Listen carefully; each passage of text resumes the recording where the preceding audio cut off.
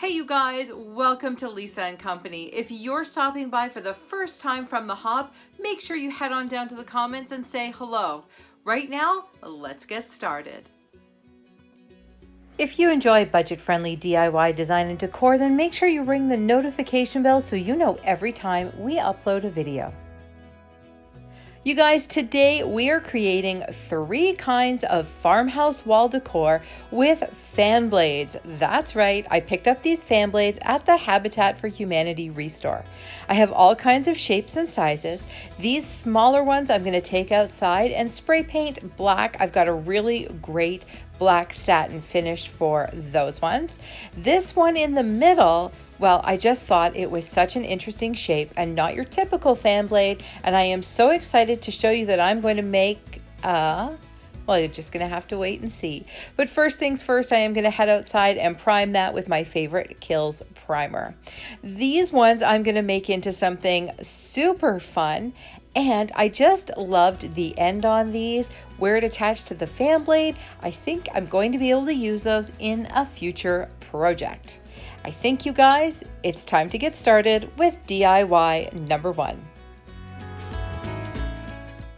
This is my inspiration for this one. I have had this pinned on my Pinterest board for so long. I just love that rough finish on the buffalo plaid. So I have already primed these and given them a coat of white paint. No, I didn't do the back. Now I'm going to use a whole bunch of Dollar Tree masking painter's tape and create that buffalo plaid finish. But like you saw, I'm going to do it in a perfectly imperfect way. I'm going to tape off this by starting with one piece right down the middle. Then I'm going to use small pieces as spacers and keep working my way out to either side. I got to tell you, this is not a tutorial. This is actually my very first time attempting buffalo plaid, and I'm not even doing it in the traditional way. If you want a fantastic tutorial, watch Whitney at Whiskey and Wit. I love the way she does it. Now I'm going to paint on my black homemade chalk paint with a really rough brush in a really rough fashion. Now this is contrary to everything we know about painting, you guys, because you don't want it to be perfect.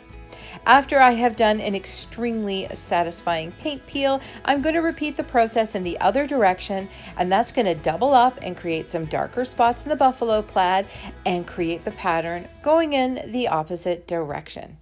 Are you with me so far?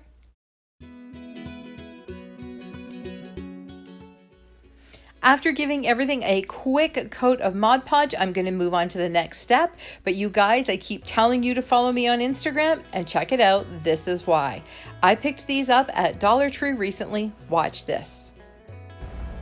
It's an extinguishing ashtray, also known as a butt bucket. Hey you guys, I'm Dollar Treeing with my awesome mama, and we're in the hardware aisle, and she just picked up these and said, I wonder what you can make with these. How's that for a cool mom?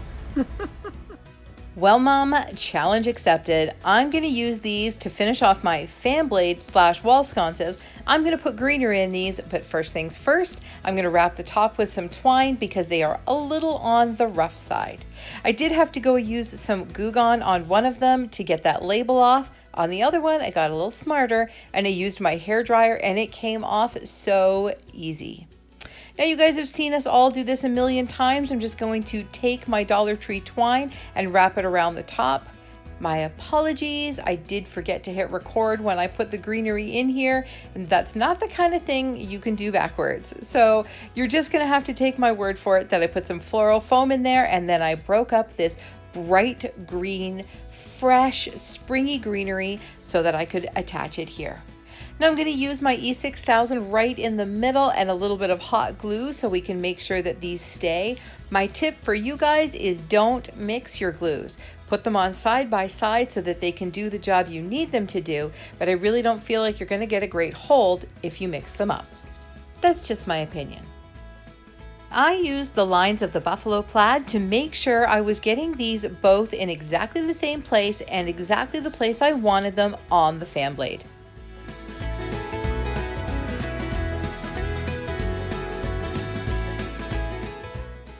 Oh my goodness, you guys, I am so head over heels in love with these. I hope you are loving them like I am. I just love that combination of black and white with fresh green. Hey you guys, today I am participating in a Friend Friday hop. These are so much fun. So here's what you need to do. After you finished watching my video, head on down to the description box where you're going to see the next video in the hop. Click on that and it is going to take you to the next amazing creator in this hop. Who is it? You're going to have to click on that link to find out. This hop was created by my friend Heidi Sambal. You've got to go check out her channel for some amazing farmhouse DIY. I'm going to make sure I link her channel right down below.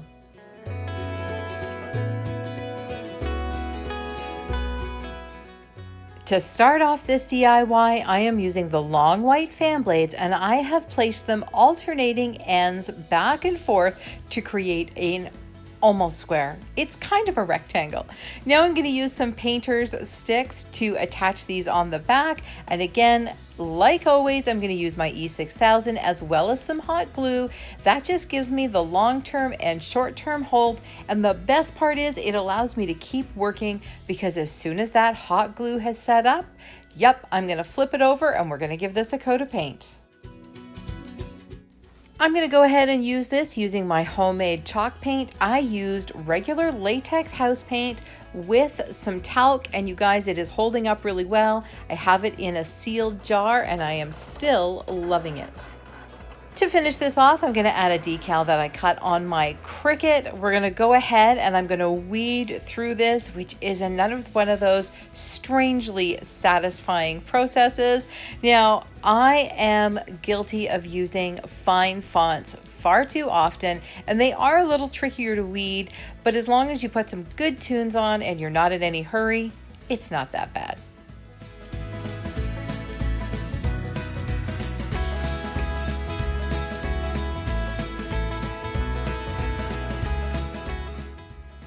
I'm going to go ahead and use my Dollar Tree contact paper to transfer this over. I can't resist a good bargain, and I just find that Cricut transfer tape, although it works really, really well, is really expensive too. Now you may have wondered why I left the holes from those. Well, I'm going to use these Dollar Tree puffy stickers and I'm going to give them a coat of silver paint.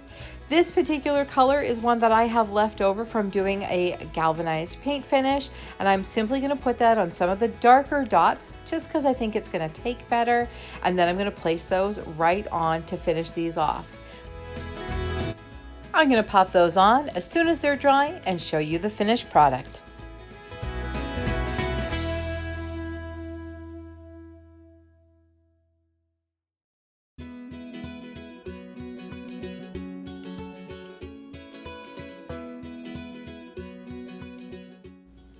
Another quick and easy farmhouse sign done with 4 fan blades from Habitat for Humanity.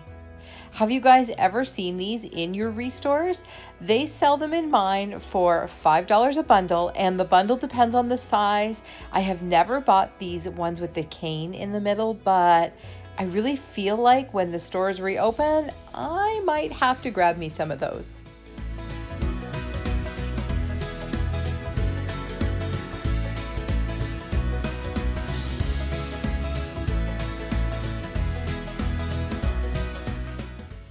Remember these small ones? I took them outside and spray painted them. Well, these ones were 6 in a package and much, much smaller than normally what you see on a ceiling fan. I am going to take this old sanding block from Dollar Tree and give them all a sand down and do a little bit of distressing on the edges. Now it's time to glue them together. So I've laid them out here on my table in the placement and pattern that I'm looking for. And again, I'm going to use that E6000, which I am just about out of, as well as my hot glue to put this together. You guys may know that I'm in Ontario and we are under a pretty strict lockdown here. So I can't just run out and pick up any E6000. I'm gonna have to do probably a curbside pickup at Michael's to get some more, but I have reached the breaking point and it's time to do it.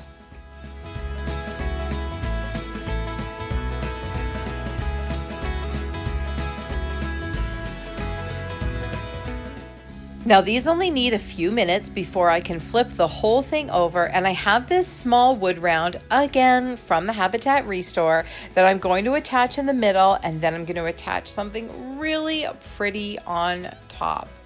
This is going to come together so quickly. I hope you guys are excited to see what this is going to become. Any ideas yet? I will tell you that, nope, it's not a windmill. Because that was my first thought when I flipped it over and I was looking at what it was coming together like. But stay tuned because it's even prettier. Now I have this metal flower that I picked up at the Dollar Tree. Thank goodness those are in an essential aisle and I could still get my hands on them. I gave that a coat of paint with my black homemade chalk paint, and I just made sure that I got the entire thing, both sides of the leaves. While that's drying, we're going to move on to the next step. I have this garland from Dollarama, and I'm going to create a wreath around this center ring. Are you getting it yet? This is actually the same greenery that I used on my bunny wreath back at Easter. I picked up 2, didn't need it, and I am so glad because this was perfect for this project. Now I'm going to take some white acrylic paint and I am just going to dry brush it all over this, concentrating on certain areas more than others. I've attached a little wood block from Dollar Tree on the back here, and I'm going to use that to make sure that the whole thing sits perfectly on the other wood block and just stands out. I wanted to create a really dimensional piece. Are you loving my flower? I am loving the way this flower came together, and I can't wait to show you this reveal. Well, it's all done. The only thing I will tell you is I wish there was an odd number of fan blades here because I feel like odd numbers always look better in design. But in terms of the way this looks, I love the way these colors came together. Well, you guys, that is it for me today. I hope you enjoyed this video as much as I enjoyed making it for you. Whoever thought you could make so many neat things with cast off fan blades? I think I'm going to do this again. I had so much fun, and there was even things I didn't get a chance to make. Now, what do you have to do? Well, I want you to head on down to the comments and tell me what you thought of this video, and then while you're down there, hit that subscribe button because it really helps my channel grow. And then, that's right, and then you're gonna click on the link in my description box so you can hop on over to the next creator. I hope you guys are having so much fun today. Make sure you come all the way back around, and that way you'll know the hop is over, and we'll see you in the next video. Make sure you are following us over on Facebook and Instagram at Lisa & Company, and that way you won't miss out on my mom and I out doing crazy stuff at the Dollar Tree. Don't forget to watch these other videos, you guys, and we'll see you next time.